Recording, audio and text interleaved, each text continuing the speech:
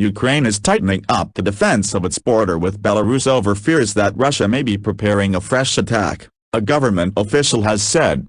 Deputy Interior Minister Yevhen Yanin told the Ukraine would be bolstering the Belarusian border with armed forces and ammunition. The news came as Vladimir Putin traveled to Minsk to meet Belarusian leader Alexander Lukashenko. Belarus shares a border with Russia as well as Ukraine. The Russian president later ordered the strengthening of Russia's borders and of social control within Russia. He said the security services should quickly thwart any attempt to violate Russia's borders, combat risks coming from abroad, and identify traitors and saboteurs.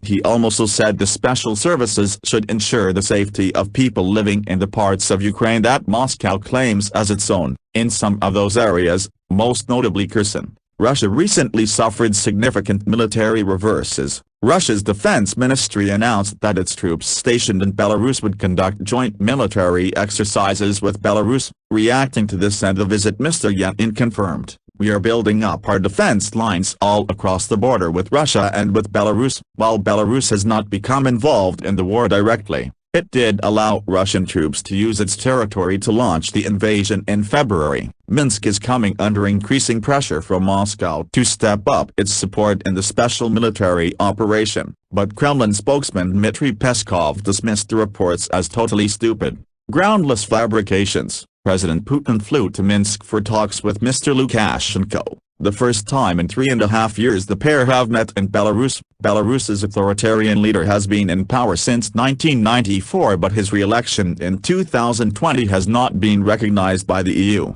The meeting between the two men has been described as a working visit and lasted for more than 2 hours. Speaking at a joint press conference, Vladimir Putin said Russia did not want to absorb anyone. He also said that unspecified enemies wanted to stop Russia's integration with Belarus. Speaking later on Monday, U.S. State Department spokesperson Ned Price said Putin's statement was the height of irony given he was currently seeking to absorb Ukraine.